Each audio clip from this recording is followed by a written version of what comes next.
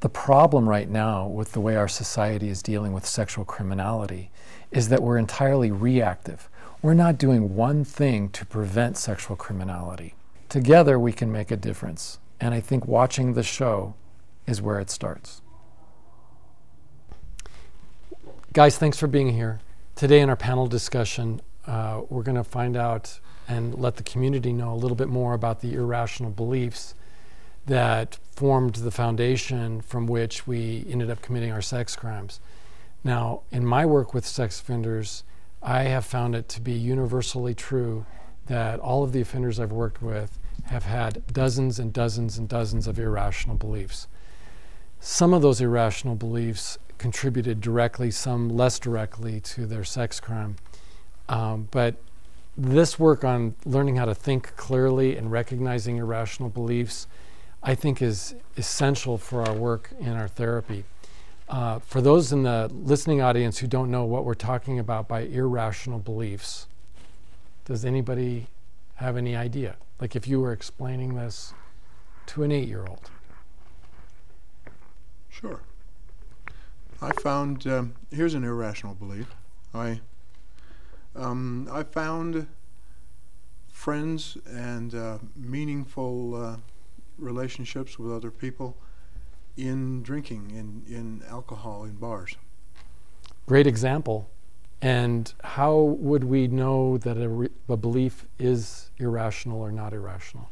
What's the standard? I think somebody knows over there. Somebody's got a happy face. I think it's because it's not supported by science or logic. Yeah, exactly. Logic or reason. So we're looking for something like 2 + 2 = 4, something we can prove, like a geometry theorem from, remember, geometry nightmares back in high school, or something that's directly pulled from science, or both. So it's not a motivational thing. It's not whether it sounds nice and politically correct or not. We're looking for something that's genuinely rational, that will stand the test of time, and really that has nothing to do with personalities. It doesn't matter if your therapist is a good guy or a bad guy.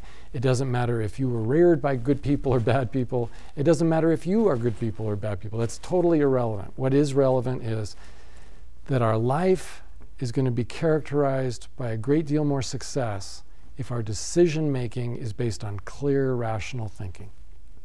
And that doesn't apply to just work and science subjects. It especially applies for us to our relationships and to our sexuality. So romance, sexuality, and relationships are where I tend to focus. And in our work, we typically have at least 1/3 of the irrational beliefs particularly related to sex. So I'd like to start off with this one that you came up with. How was it that you said it again? I said I found friends and meaningful friendships and meaningful relationships while I was drinking in bars and in alcohol. How do we know that that's irrational, if it is? I mean, because there are thousands of people in this city today who are going to be living the dream, Saturday, this being a Saturday. They're going to be at the bars tonight living a lifestyle based on that irrational belief. I'm going to find the next Mr. Right or Miss Right out there after I've had a couple of drinks. How do we know that you're not going to find great relationships and great friends through drinking? Well, one measure of the irrationality of that belief is the inner peace and friendships that I have found in sobriety. Okay, so there's a big contrast. And what's the difference between you in sobriety and you in under the influence? You can be yourself. You can be yourself when you're sober. You can't be yourself when you're drunk. So you're kind of going in under false pretenses, I think. When you go in to meet somebody or to feel more comfortable, you got to have a couple drinks. Then you're really not being you, and you're going to attract other people that aren't being themselves either. So it's kind of based on a lie, I think. And has that been your experience? Yeah, I'm a recovering alcoholic 10 years. So for me, you know, I was able to go out and do things more and be more interactive and social and all of that when I was drunk. And when I wasn't drunk, I was very withdrawn and isolated and didn't hardly talk to anybody. So once I had a couple drinks, boy, I was the life of the party. And what was the difference in the quality of the companions you picked, whether you were drinking or not drinking? Well, usually the drinking people that I met were just as, wild and crazy as I was being a drinker.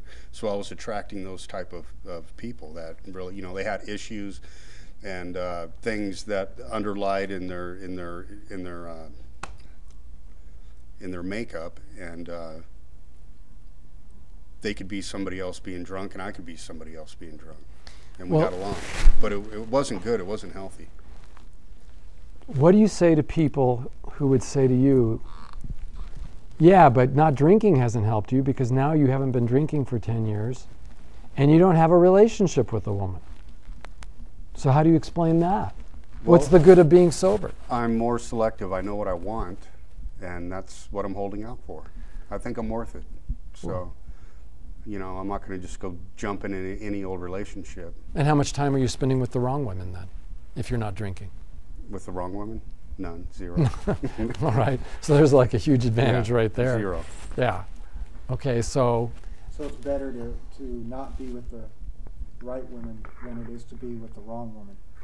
can you say that one more time? I'm getting so old, it's really hard to follow that kind of stuff. It's better to not be with the right woman than it is to be with the wrong woman. Wow, I agree with that. That's deep. Okay. You're saying it's better for me to be alone Right. than it is for me to be with the wrong woman? Right. Yeah, not getting your needs met. That doesn't make sense. Yeah, I would have to agree with that. The reason I would agree with that is because I think it's just so much easier facing loneliness when I'm aware of what's going on in my life than if I'm just thrashing about being miserable. So I got to agree with you. I think I'd much rather be alone than be with the wrong person. I think that's a deeper loneliness. Oh, yeah. So you're saying if I'm in the wrong relationship and I'm stressed and I'm miserable, then I can't focus on things that are healthy for me? Is that what you're saying? Yeah, I'm saying all that. It's a psychic drain. I'm emotionally a wreck. If I am in a relationship where, well, how about this? I'm in a relationship where I'm committed to monogamy, for example, in a loving relationship. And I'm supposed to be getting all my emotional needs met in that compartment of my life, romance and sex. I'm supposed to get all those needs met with that one person. But if that one person isn't even emotionally available because she's into drugs or alcohol, or she's not available because I'm into drugs or alcohol, or we're both doing the same thing, then I'm going to be chronically lonely, and I'm not going to be able to legitimately go get my needs met elsewhere. And if I try to go get my needs met elsewhere, I've got on top of my drugs and alcohol consumption, I've got a dump truck full of guilt I'm compounding it with. Then you're committing adultery if you're married. Yeah. There's all kinds of issues around that, keeping secrets, the drama that goes on with that, and all the rest.